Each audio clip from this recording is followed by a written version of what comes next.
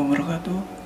Perkenalkan, nama saya Jeffrey Nanda Kurniawan dengan NIM 1811041.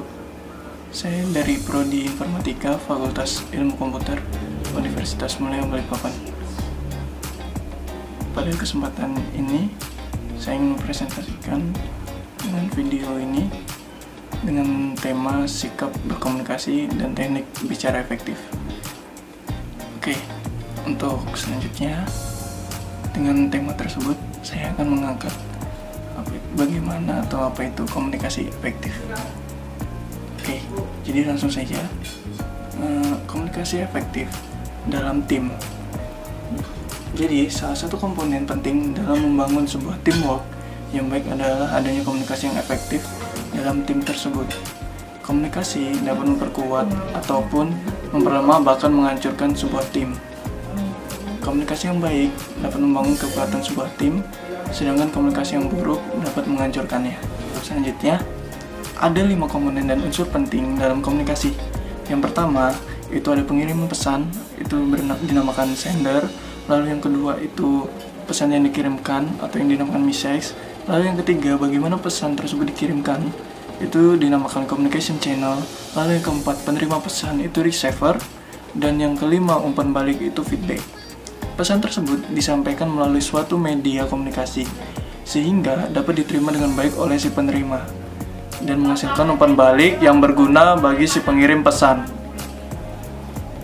Lalu untuk selanjutnya, media komunikasi di sini bukan hanya berupa percakapan secara langsung dengan menggunakan suatu bahasa yang dapat dimengerti, melainkan segala hal yang dapat membuat individu saling berinteraksi dan saling mengerti mengenai pesan apa yang akan disampaikan, sehingga tidak terjadi salah penafsiran mengenai isi dari pesan tersebut.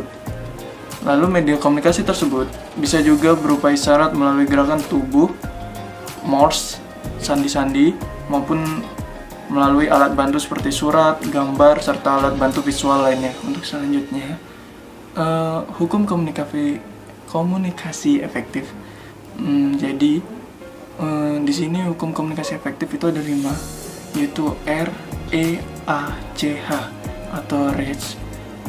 Jadi yang R itu respect, yang E itu empathy, yang A itu audible, yang C clarity, dan H humble, yang berarti merengkuh atau meraih.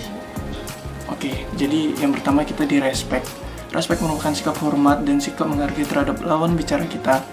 Kita harus memiliki sikap attitudes, menghormati dan menghargai lawan bicara kita, karena pada prinsipnya manusia juga ingin dihargai dan dianggap penting.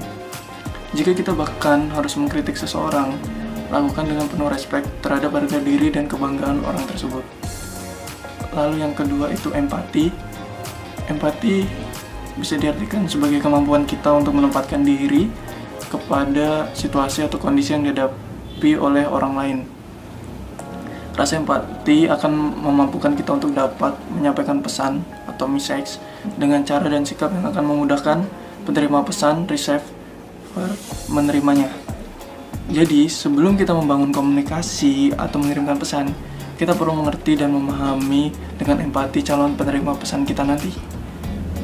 Nah, sehingga nantinya pesan kita akan dapat tersampaikan tanpa ada halangan psikologis atau penolakan dari penerima pesan.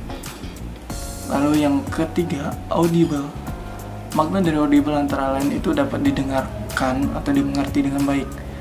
Kunci utama untuk dapat menerapkan hukum ini dalam mengirimkan pesan adalah yang pertama, buat pesan Anda mudah dimengerti. Lalu yang kedua, fokus pada informasi yang penting. Lalu yang ketiga, gunakan ilustrasi untuk membantu memperjelas isi dari pesan tersebut. Lalu yang keempat, taruhlah perhatian pada fasilitas yang ada dan lingkungan di sekitar Anda. Lalu yang kelima, antisipasi kemungkinan masalah yang akan muncul. Lalu yang terakhir, selalu menyiapkan rencana atau pesan cadangan atau backup.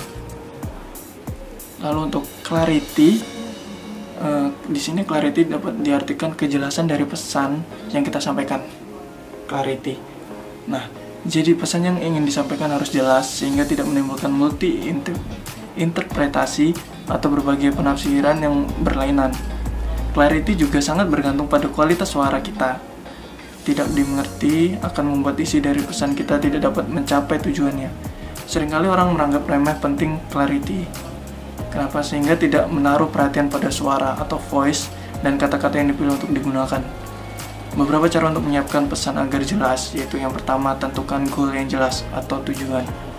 Tujuan kita ingin menyiapkan pesan tersebut dan menyampaikannya apa. Lalu yang kedua, luangkan waktu untuk mengorganisasikan ide kita. Lalu yang ketiga, penuhi tuntunan kebutuhan format bahasa yang kita pakai. Lalu yang keempat, buat pesan Anda jelas dan tepat lalu meyakinkan. Lalu yang kelima, pesan yang disampaikan harus fleksibel. Yang selanjutnya, yang terakhir, itu humble. Kenapa humble? Karena humble itu diartikan sebagai sikap rendah hati. Sikap ini merupakan unsur yang terkait dengan hukum pertama untuk membangun rasa menghargai orang lain. Lalu biasanya didasari oleh sikap rendah hati yang kita miliki. Kerendahan hati juga bisa berarti tidak sombong dan menganggap diri penting ketika berbicara. Justru dengan kerendahan hatilah kita dapat menangkap perhatian dan responnya positif dari si penerima pesan tersebut. Oke, jadi mungkin itu saja yang dapat saya sampaikan. Bagaimana dari tema yang sudah disediakan oleh tugas komunikasi publik oleh Bapak Vidi. Jadi saya mengangkat komunikasi yang efektif. Jadi itu saja yang dapat saya sampaikan. Terima kasih sudah menonton video ini. Semoga video ini bermanfaat untuk kalian semua. Terima kasih dan wassalamualaikum warahmatullahi wabarakatuh. Sampai jumpa.